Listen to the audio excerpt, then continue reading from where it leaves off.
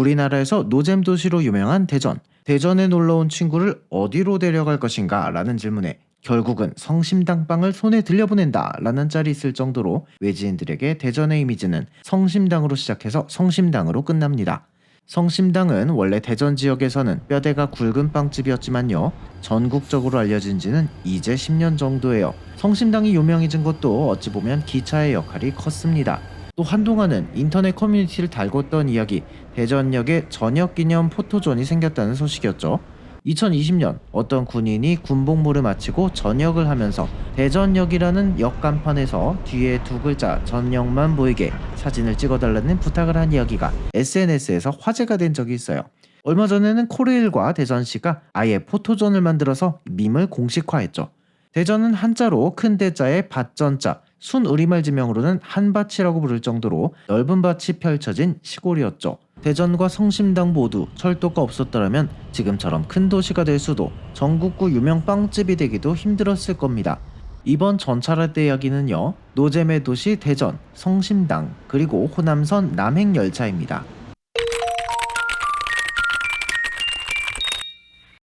안녕하세요, 전철라떼입니다. 보통 전통적으로 크고 중요한 포지션이었던 도시들은 뒤에 주자가 들어갑니다. 주어로 끝나는 도시들 중에서는 지금도 큰 도시인 경우도 있지만 그렇지 않은 경우도 있습니다. 대표적으로 나주가 그렇죠. 전라도가 전주와 나주에서 이름을 따올 정도로 과거에는 크고 중요한 도시였습니다.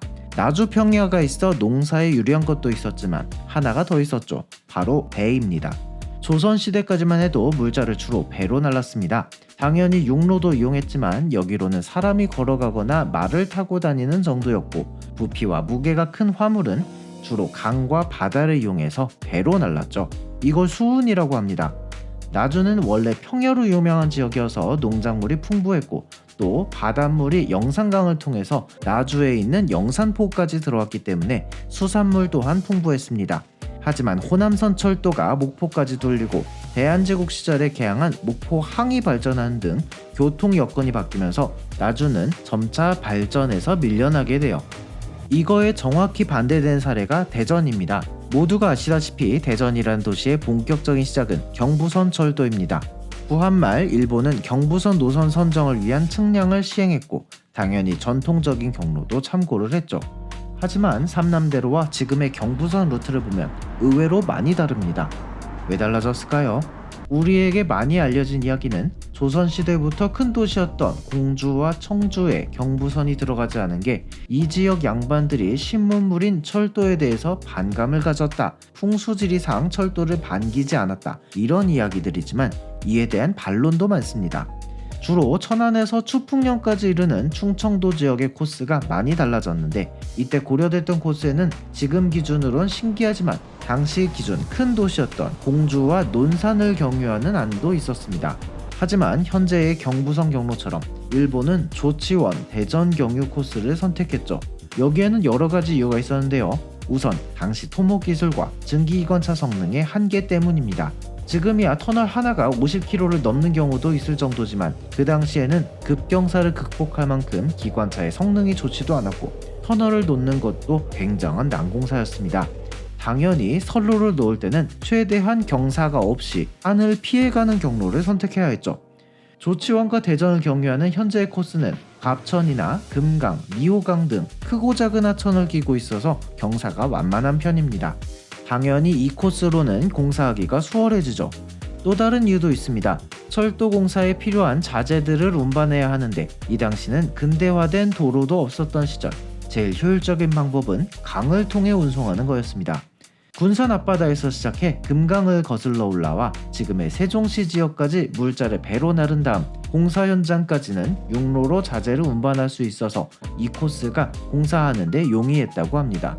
대륙 진출의 야욕을 품은 일본 입장에서는 빠른 시일 내에 경부선과 경의선을 완성해야 했는데요. 일본이 노선을 정할 때 기존 도시들을 이어주는 것만큼이나 중요한 건 적은 비용에 최단 거리로 빨리 공사를 하는 거였습니다. 그리고 여기에 최적화된 경로를 정하다 보니 대전으로 경부선이 지나가게 된 거죠. 이런 조건들이 들어맞지 않았더라면 어쩌면 대전이란 도시는 그냥 작은 시골 마을로 남아있었을지도 모르겠습니다.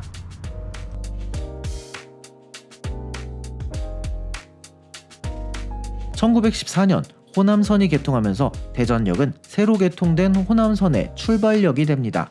대전역은 경부선과 호남선 둘 다 운행하는 역이 된 거죠.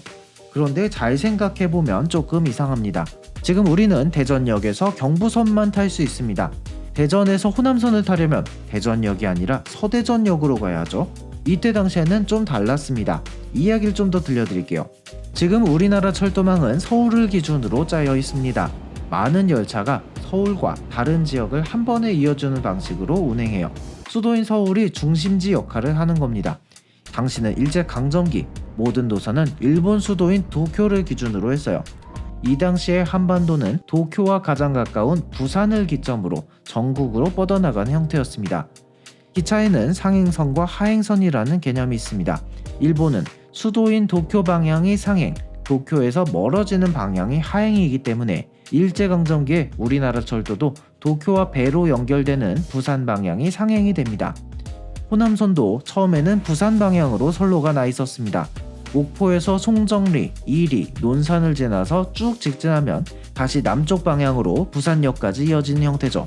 이게 광복 후에는 문제가 됩니다. 서울에서 출발해서 호남선 쪽으로 가려면 일단 열차가 대전역까지 들어온 후에 반대 방향으로 되돌아 나가야 했거든요. 전철이나 동차 같으면 진행 방향을 바꾸는 게 큰 일이 아니지만 당시에는 증기기관차가 앞에서 객차들을 견인하는 방식이다 보니 앞쪽에 있는 기관차는 떼고 뒤쪽에 기관차를 다시 붙이는 작업이 필요했습니다. 이게 거의 20분까지 걸렸다고 해요. 이 시간 동안 사람들은 열차에서 내려서 승강장에 있는 간이식당에서 가락국수를 먹었다고 합니다. 당시에는 기차가 지금보다 더 오랜 시간이 걸렸으니 어차피 열차가 서 있는 동안 가락국수 한 그릇 먹고 가는 게 별미였죠. 가락국수집은 지금도 대전역 대합실 안에 식당에서 판매하고 있지만 제대로 된 식당에서 일반적인 그릇에 나오는 가락국수는 옛날 그 느낌은 안 나더라고요.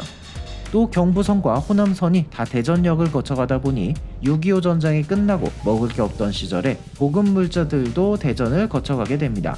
그만큼 대전의 밀가루 보급도 쉬웠다고 하죠. 대전역 앞에 은행동에 성심당이 탄생한 건 기차를 통해 보급된 이 밀가루 덕이었다고도 볼 수 있죠.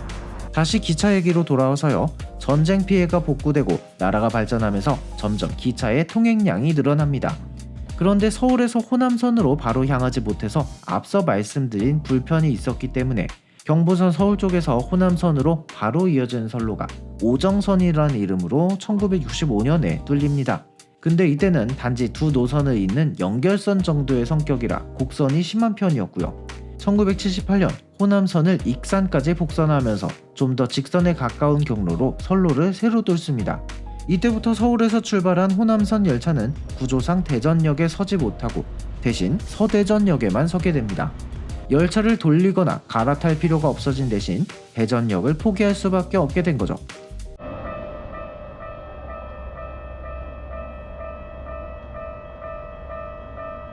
아까 성심당 얘기 해드렸죠. 성심당은 대전에서는 원래 유명한 빵집이었지만요, 지금처럼 전국적으로 알려지진 않았습니다.